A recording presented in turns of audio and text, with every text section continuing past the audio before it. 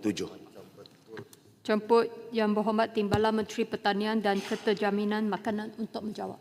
Ya, Tuan Yang Dipertua, Kementerian Pertanian dan Keterjaminan Makanan KPKM kekal komited dalam meremajakan sektor agro makanan negara dengan memperluas penglibatan golongan muda termasuk di kawasan luar bandar melalui pendekatan keusahawanan yang berdaya maju dan mampan. Antara instrumen utama ke arah matlamat tersebut ialah program Agropreneur Muda yang telah dilaksanakan secara berterusan sejak tahun 2016. Sepanjang tempoh rancangan Malaysia ke-12, yaitu dari tahun 2021 sehingga 2025, Kementerian telah meluluskan Grant Agropreneur Muda kepada seramai 3,914 orang usahawan muda dengan nilai keseluruhan bantuan yang berjumlah 86,16 juta ringgit. Pencapaian ini mencerminkan tahap penerimaan dan minat yang memberangsangkan dalam kalangan anak muda terhadap sektor pertanian dan keusahawanan agro.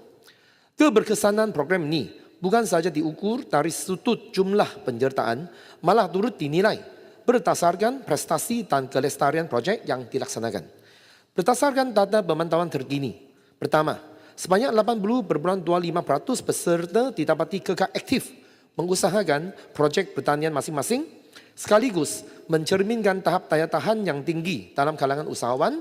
Dan kedua, dari sudut daya maju projek, seramai 1,639 orang usahawan merekodkan peningkatan hasil jualan dengan 1,061 orang daripada jumlah tersebut mencatatkan kenaikan pendapatan yang melebihi 100%.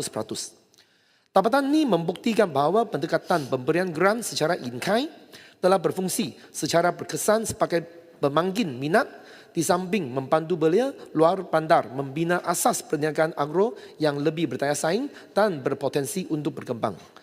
Bagi memastikan kesinambungan dan impak program ini dalam rancangan Malaysia ke-13, Kementerian telah menjenamakan semula inisiatif ini sebagai Program Agropreneur Next Gen PAN. Program ini dirangka secara lebih bersasar bagi menarik penyertaan belia yang berpendidikan serta celik teknologi melalui dua kategori utama.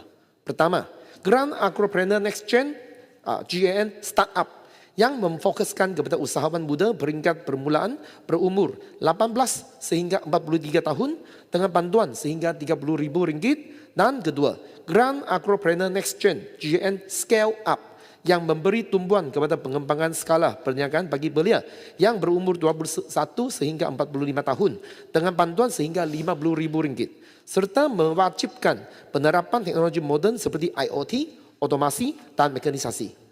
Dan dari sudut pecahan penerima mengikut bidang, sektor tanaman merekodkan penyertaan yang tertinggi diikuti oleh industri asas tani, IoT, ternakan dan perikanan. Perincian lengkap statistik penerima mengikut negeri dan subsektor boleh saya kemukakan kepada YB dalam lampiran. Sekian, terima kasih. Lubuk Antu. Terima kasih Puan Yang Dipertua. Terima kasih Timbalan Menteri atas jawapan yang komprehensif. Sebentar tadi Timbalan Menteri menyatakan banyak geran-geran yang telah diberi bagi membantu golongan belia untuk menjalankan perniagaan agropreneur muda. Jadi soalan saya, ramai di kawasan luar bandar seperti di kawasan Lubuk Antu tidak mengetahui ataupun tidak mengetahui kewujudan Grant Agropreneur Muda. Oleh itu saya ingin bertanya sama ada kementerian mengambil langkah proaktif bagi menggerakkan Jabatan Pertanian peringkat daerah untuk mengenal pasti anak-anak muda yang tinggal di rumah-rumah panjang dan ceruk kampung yang mempunyai bakat dan potensi dalam bidang pertanian agar mereka dapat menikmati manfaat di bawah bantuan Grant Agropreneur Muda. Ya, untuk makluman YP, Lubuk Antu. Okey, kita selalu adakan promosi turun padang di peringkat nasional dan juga daerah. Kementerian membawa perkhidmatan dan maklumat berkaitan Grant Agropreneur Muda ini terus kepada rakyat melalui pelaksanaan berbagai program turun padang yang berskala besar. Antaranya program Matani Rakyat, Hari Belatang Penternak dan Nelayan Kebangsaan HPPNK, Route to HPPNK, serta Jom Dani at Jom Hepo. Ini kita laksanakan di seluruh negara termasuk Sabah dan Sarawak. So memang kita nak gerakkan juga pegawai-pegawai jabatan dan agensi di bawah kementerian di peringkat daerah juga turut aktif untuk mempromosikan grant ini. Yang kedua ini kita ada kerjasama strategik melalui Pusat Sebaran Maklumat Nasional (NADI). So kita boleh terus kita approach, kita menyuruh untuk yang anak-anak muda di luar bandar ni, mereka boleh menghubungi NADI yang terdekat dengan mereka. Dan saya ada success story, kerana kalau saya tengok yang record saya ini, ada juga success story yang dari Lubuk Antu. Seperti ini nama dia saudara Ilhamri bin Amir Azmi, seorang usahawan muda yang mengusahakan projek pembenihan ikan tilapia merah di kawasan YB. So beliau telah diluluskan grant pada awal tahun 2024 dan sebelum menerima panduan, pendapatan beliau hanya sekitar RM1,000 sebulan. Namun hasil suntikan modal dan peralatan daripada kementerian, data terkini pada suku ketiga tahun lalu menunjukkan pendapatan beliau telah melonjak kepada RM7,000 satu bulan. So sekian, terima kasih. Padan Terak. Terima kasih Yang di-Pertua. Yang Berhormat Timbalan Menteri, kita tengok isu utama dalam negara kita ialah sektor pertanian ini didominasi oleh petani tua. Kalau ikut perangkaan daripada DOSEM, 77.8% petani tua, 46 umur 46 ke atas.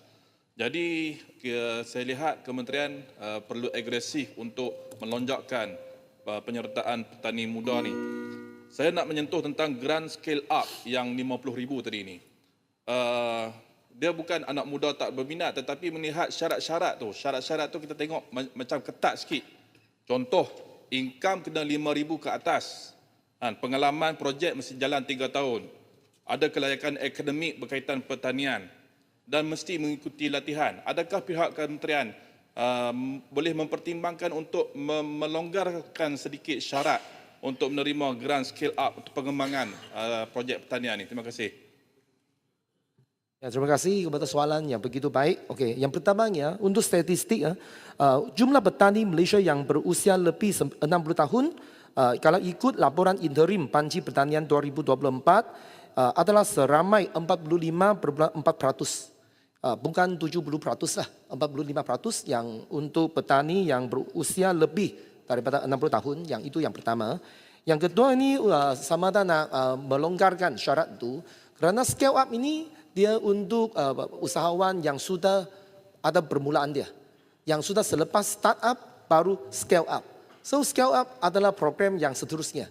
So sama ada nak melonggarkan tidak, cuma saya rasa ini kita harus mengkaji balik untuk untuk memperkasakan yang kelayakan untuk anak-anak muda ini. Sebenarnya kita ada program pengajian teknikal dan vocational TVET pertanian di 16 buah institut latihan TVET. Ini bertujuan untuk menggalakkan generasi muda untuk melibatkan diri dalam bidang agro makanan, dan untuk menarik minat belia ini, kerajaan menanggung sepenuhnya kos pengajian, penginapan, makan minum, malah menyediakan wang saku bulanan kepada pelatih.